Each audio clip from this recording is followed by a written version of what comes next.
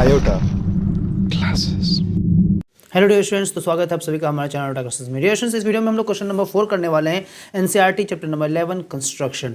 और मैं आपको बता दूं, इससे पहले के पहले सारा का सारा क्वेश्चन जो है एनसीईआरटी का मैंने सब सॉल्व करवा रखा है। अगर आपने नहीं देखा है तो आप मेरे चैनल के प्लेलिस्ट में जाओ, वहाँ मिल जाएगा और मैं लिंक डिस्क्रिप्शन में भी डाल दूंगा। और मैं आपको बता दूँ कि कंस्ट्रक्शन आपको आर.एस. अग्रवाल से सारा का सारा क्वेश्चन एग्जाम्पल के साथ वो सब मैंने करवा रखा है।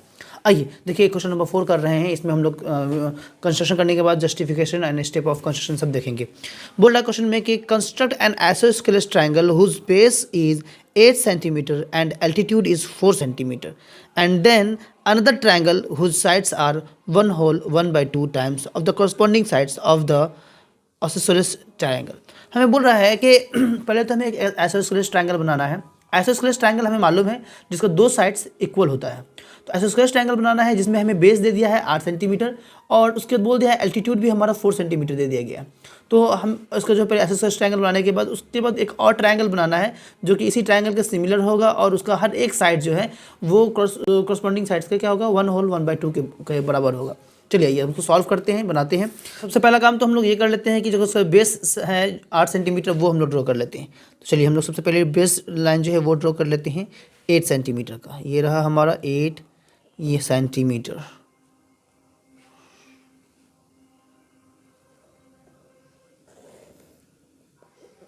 बेस लाइन हो गया हमारा ड्रॉ।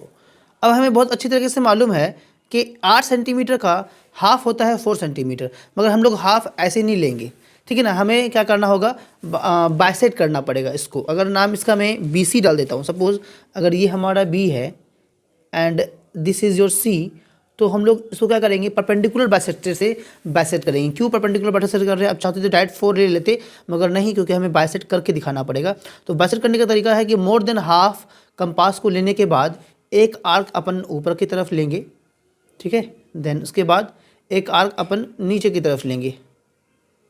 एक आर्क हम लोगों ने ऊपर लिया, देन एक आर्क नीचे लेंगे। एंड सेम काम करेंगे हम लोग क्या कि कंपास को बिना डिस्टर्ब किए ही B पॉइंट पर इसको रखेंगे, फिक्स करेंगे।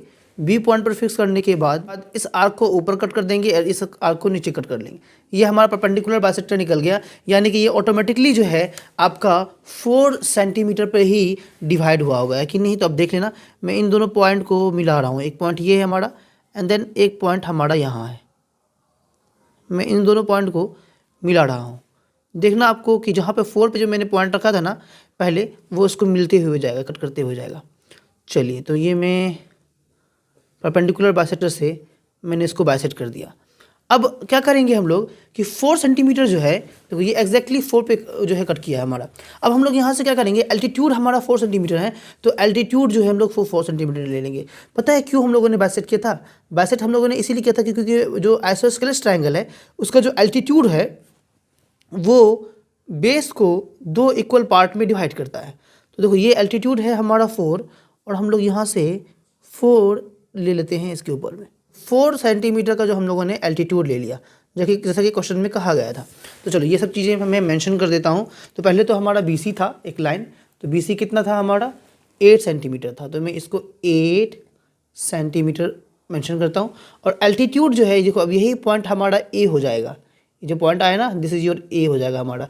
और ये एल्टीट्यूड हमारा कितना है, 4 सेंटीमीटर का कहा गया था, तो 4 सेंटीमीटर मैं मेंशन कर दे रहा हूँ।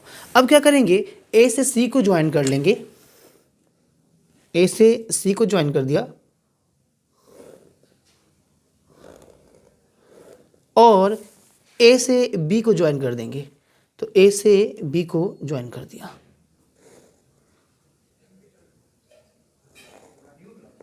तो ये हमारा एक आइसोस्केलेस ट्रायंगल बन के हो गया तैयार। अब नेक्स्ट पार्ट में हमें ये कहा गया है कि हमें एक ट्रायंगल बनाना है जो कि सिमिलर होगा हमारा इसी ट्रायंगल का, और उसका जो रेशियोज है 1 whole 1/2 होगा। अगर इसको हम लोग सॉल्व करें 1 whole 1/2 को डियर स्टूडेंट्स, तो देखो ये हो जाएगा हमारा क्या कि 3/2 हो जाएगा, 3/2 हो जाएगा ये हमारा। तो डिनोमिनेटर छोटा है, न्यूमरेटर बड़ा है, यानी कि 1 से बड़ा है, यानी कि जो नया ट्रायंगल बनेगा इस ट्रायंगल से बड़ा बनेगा। आइए इसको हम लोग जो है सॉल्व करते हैं और देखते हैं। तो सबसे पहला काम वही करेंगे, एक एक्यूट एंगल जो है हम लोग ले लेंगे। तो ये मैं B पॉइंट पर रख करके एक एक्यूट एंगल लेने जा रहा हूँ। ये मैंने एक एक्यूट एंगल ले लिया और मैंने कहा था कि जैसे ही एक्यूट एंगल ले लेंगे इसको चार मतलब कि इसको जो है डिवाइड करेंगे तो देखो यहाँ पर 3 और 4 है, जो 2 है, जो बड़ा होगा उतना ही, तो बड़ा 3 है तो 3 पार्ट में इसको डिवाइड करेंगे। तो हर 1 सेंटीमीटर का 1 पार्ट, कंपास से भी कर सकते हो और मैंने स्केल से भी बता रखा है आपको, है ना, मर्जी आपकी है। दूसरा part and this is your third part. चलिए ये हो गया हमारा डन। तो अब इसको जो है हम लोग क्या करते हैं, नेमिंग कर देते हैं। अगर ये एरो का नाम मेरा क्या है, दिस इज योर एक्स, ये हमारा एक्स है, तो ये हो गया हमारा B1, क्योंकि B पॉइंट से इसलिए मैं इसका नाम दिया B1। ये हो गया B2, इसका जो है मैं थोड़ा सा बड़ा करता हूँ कट को ताकि आपको दिखे, एंड ये हो गया हमारा B3। चलिए अब देखेंगे न्यूमिनेटर कितना है, 2 है, तो 2 से हम लोग C को ज्वाइन कर देंगे, ठीक है। तो इस B2 से हम लोग ये जो B2 का पॉइंट है, इस पॉइंट से C पॉइंट को ज्वाइन कर देंगे। जो भी डिनोमिनेटर होगा, मैंने पहले भी कहा था कि जो भी डिनोमिनेटर है उसी से हम लोग करेंगे उसको ज्वाइन। तो डिनोमिनेटर से कर दिया ज्वाइन। अब देन हम लोग अब क्या करेंगे, अब जो है ये जो B3 है यहाँ से एक पैरेलल लाइन खींचेंगे B2C के। तो पैरेलल लाइन खींचने के लिए अभी हम लोगों ने आपको बता भी रखा है पहले भी, और अभी भी मैं बता दे रहा हूँ कि कंपास हम लोग लेंगे, कंपास के हेल्प से हम लोग एंगल को इक्वल करेंगे, कॉरस्पॉन्डिंग एंगल हमारा इक्वल हो जाएगा तो लाइन पैरेलल हो जाएगा। तो एक आर्क अपन ड्रॉ कर लेंगे, ये हम लोगों ने एक आर्क ड्रॉ कर लिया। अब कंपास को बिना डिस्टर्ब किए जो है हम लोग B3 पर रखेंगे, B3 पर रखा और एक दूसरा आर्क ड्रॉ कर लेंगे B3 पर रखने के बाद।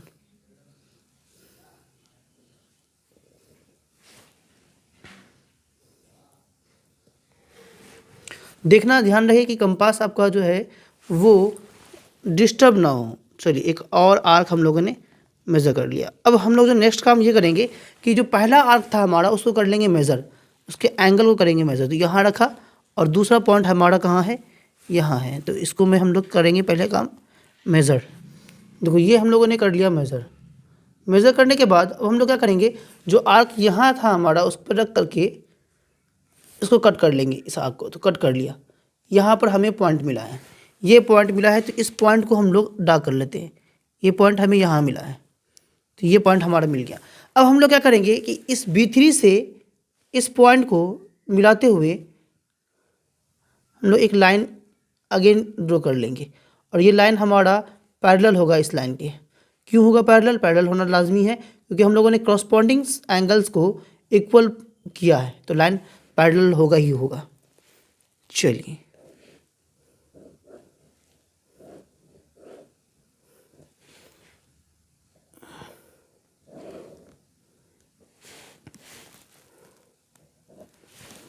अब हम लोग क्या करेंगे कि देखो ये दोनों लाइन हमारा पैरेलल हो गया। अब हम लोग नेक्स्ट काम क्या करेंगे, BC को प्रोड्यूस करेंगे, जो इस लाइन को जहाँ भी कट कर जाए। तो चलिए BC को हम लोग करते हैं प्रोड्यूस। तो ये रहा BC का पॉइंट, और ये BC को पहले बैठा लो अच्छे से। अब BC को प्रोड्यूस करो और इस लाइन को जहाँ भी कट कर जाए, तो ये यहाँ कट कर रहा है। चलिए तो यानी कि हमें जो है नेक्स्ट पॉइंट जो है हमारा D पॉइंट जो है ये मिल गया, ये हो गया हमारा D पॉइंट, ठीक है। अब हम लोग और क्या करेंगे, अब नेक्स्ट काम तो ये करेंगे कि इस D पॉइंट से हम लोग एक पैरेलल लाइन खींचेंगे, वो जो कि AC के पैरेलल होगा। तो चलिए पैरेलल लाइन खींचने के लिए फिर से वही काम करेंगे जो मैंने आपको पहले बता रखा है। एक आर्क, सबसे पहले तो एक आर्क ड्रॉ करेंगे, ये हम लोगों ने ड्रॉ कर लिया है ना। उसके बाद हम लोग जो है इस D पॉइंट पर रख करके सेम आर्क यहाँ भी ड्रॉ कर लेंगे, ये हम लोगों ने ड्रॉ कर लिया। देन उसके बाद क्या करेंगे, इस आर्क को मेज़र कर लेंगे। चलिए इस आर्क को मेज़र कर रहे हैं, ये हो गया हमारा मेज़र, है ना। देन उसके बाद हम लोग क्या करेंगे कि इसको यहाँ रखने के बाद कट कर लेंगे, कट कर दिया, तो ये हो गया हमारा। अब देन हम लोग क्या करेंगे, इसको जो है प्रोड्यूस कर देंगे D पॉइंट से मिलाते हुए। तो चलिए इसको मैं प्रोड्यूस कर रहा हूँ।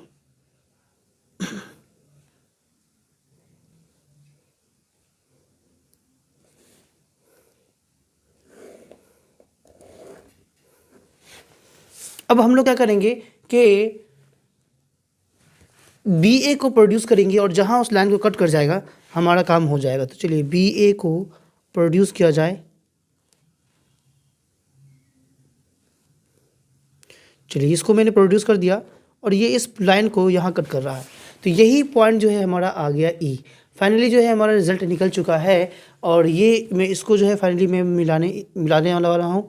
आप इसको जो है फिर उसके बाद एक डार्क लाइन से मिला देना, ध्यान रहे कि ओवर राइट ना हो और इसको ईजीली वे में मिला देना। तो चलिए यही हमारा जो है वो नया ट्रायंगल बन गया है डियर स्टूडेंट्स, जो कि पहले वाले ट्रायंगल का 3 होल 1/2 के रेशियोज़ में डन हो गया है। आइए अब हम लोग जो है स्टेप ऑफ कंस्ट्रक्शन देखते हैं डियर स्टूडेंट्स। आइए अब हम लोग जो है स्टेप ऑफ कंस्ट्रक्शन देखते हैं। तो सबसे पहला काम हम लोगों ने किया था कि BC खींचा था 8 सेंटीमीटर का। तो यह लिख दो कि draw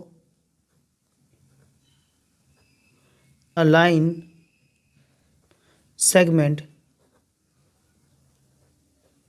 BC of 8 centimeter. Then second काम क्या किया था हम लोगों ने कि एक परपेंडिकुलर बाइसेक्टर खींचा था BC का, है ना। तो स्टेप 2 में हम लोगों ने ये करा था कि draw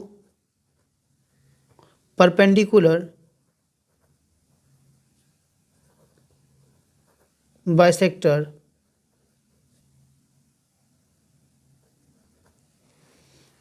of BC which cuts BC at, जो कि BC को कहाँ कट कर रहा है, मैं इसको L ले लेता हूँ, तो L पे कट कर रहा है ना। तो which cut BC at L, जो कि L पे कट कर रहा है। आइए स्टेप 3 देखते हैं।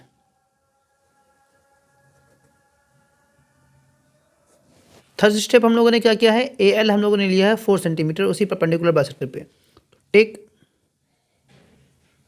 AL 4 सेंटीमीटर ऑन परपेंडिकुलर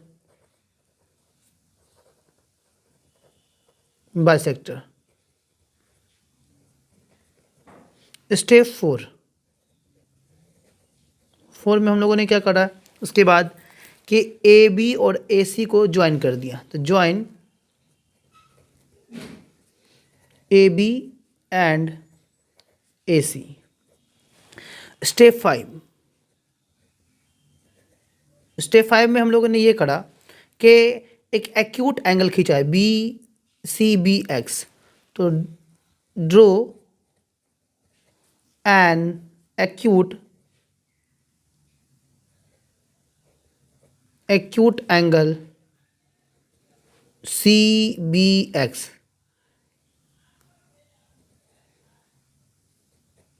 ठीक है, उसके बाद फिर हम लोगों ने क्या करा है, BB3 को 3 इक्वल पार्ट में डिवाइड किया। तो स्टेप 6 में हम लोगों ने ये करा कि डिवाइड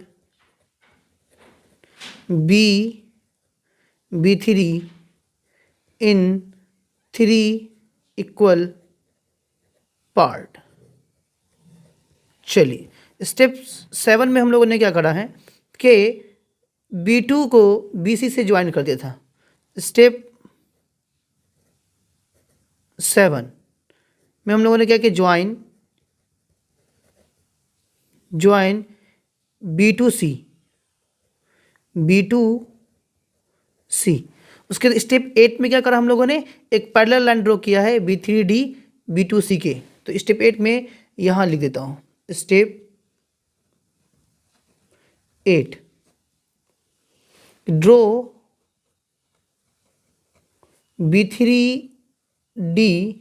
B3D हम लोगों ने ड्रॉ किया है किसके, B2C के parallel. Draw B3D parallel to B2C which, और उसको क्या किया हम लोगों ने, BC को प्रोड्यूस किया है जो कि D को मिला है, and BC is produced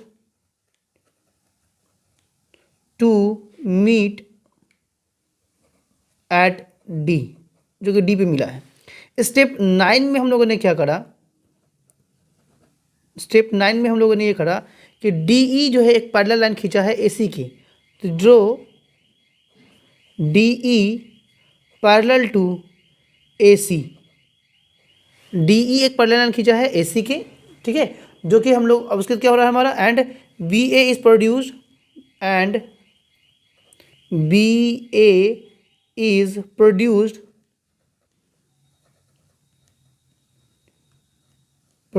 to meet at E। At E, not D, E, क्योंकि ई पर मिट गया है। तो ये हो गया हमारा स्टेप ऑफ कंस्ट्रक्शन सारा डन। आइए अब हम लोग जो है जस्टिफिकेशन करते हैं। जस्टिफिकेशन में डियर स्टूडेंट हम लोग क्या कर रहे हैं, एक ट्रायंगल ले रहे हैं B3D। इस ट्रायंगल में B2C जो है वो मेरा पैरेलल है B3D के बाय कंस्ट्रक्शन से। तो मैंने लिख दिया कि in triangle B3D B2C is parallel to B3D के पैरेलल है बाय कंस्ट्रक्शन से ही। तो ये मैंने लिख दिया। उसके बाद देखो अब क्या हो जाएगा, तो हमें मालूम है कि देयरफॉर क्या हो जाएगा हमारा कि B3 bye BB2 is equal to हो जाएगा BD अपॉन BC। ये हम लोगों ने पढ़ा था कि इसमें ट्रायंगल चैप्टर में बीपीटी थ्योरम यानी कि बेसिक प्रोपोर्शनलिटी थ्योरम, इसी को थेल्स थ्योरम भी कहते हैं, वहाँ पढ़ा था। और उसका जब हम लोगों ने करोलरी देखा था तो करोलरी में हम लोगों ने देखा था। तो ये किससे हुआ कि बीपीटी थ्योरम से हो गया, ठीक है ना।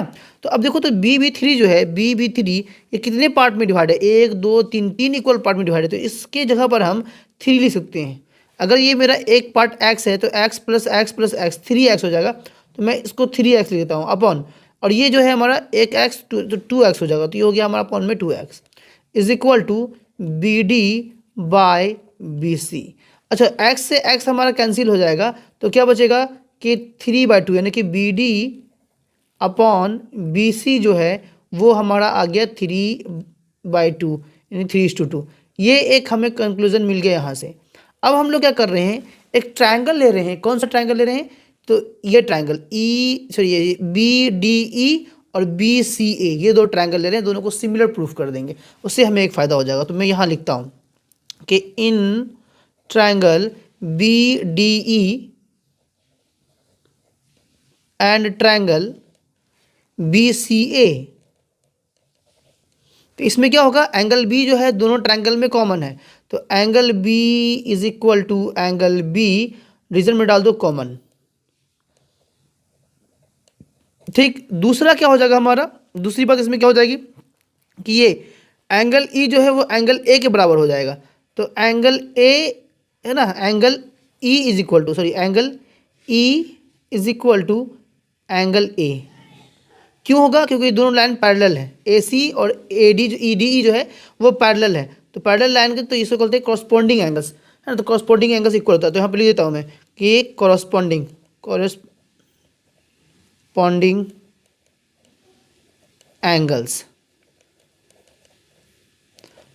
एंगल्स इक्वल है। तो ये हो जाएगा हमारा लाइन पैरेलल।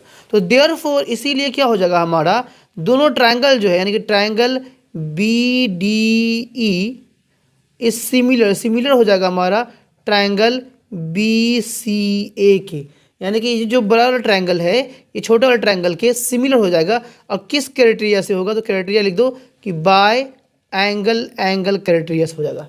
तो जब ये दोनों ट्रायंगल डियर स्टूडेंट्स सिमिलर हो गया तो हमें बहुत अच्छे तरीके से मालूम है कि सिमिलर ट्रायंगल का कॉरस्पॉन्डिंग साइड्स का जो रेशियोज होता है वो इक्वल होता है। तो बस यही बात हमें यहाँ लिखना है। तो हैंस क्या हो जाएगा हमारा कि BD upon BC is equal to BE upon BA is equal to क्या हो जाएगा हमारा AD अपॉन AC और इज इक्वल टू किसके बराबर हो गया, सब BD अपॉन BC है ना। तो BD अपॉन BC का वैल्यू हमें मालूम है 3/2। तो ये 3/2 के इक्वल हो गया। तो यही जस्टिफिकेशन में हमें दिखाना था कि हर एक साइड्स जो है ट्रायंगल का, नए ट्रायंगल का, तो वो पुराने ट्रायंगल के एसोसिएटेड ट्रायंगल के कॉरस्पॉन्डिंग साइड्स का जो उसके जो रेशियोज है वो 1/2 यानी कि 3/2 के बराबर होगा, जो कि हम लोगों ने यहाँ पे प्रूफ करके दिखा दिया। तो I hope so dear students आपको ये क्वेश्चन समझ में आ गया होगा, क्लियर हो गया होगा। अगर आपको समझ में आ रहा है तो डियर स्टूडेंट्स प्लीज़ इस चैनल को सब्सक्राइब बिल्कुल कर दें और अपने दोस्तों को भी जो है वीडियो जरूर शेयर किया करें। तो फिर ठीक है डियर स्टूडेंट्स, हमारी होगी मुलाकात अब किसी नए वीडियो के साथ, जहाँ के हम लोग क्वेश्चन नंबर 5 करेंगे इसी एक्सरसाइज का। टिल देन बाय बाय, जय हिंद, जय भारत।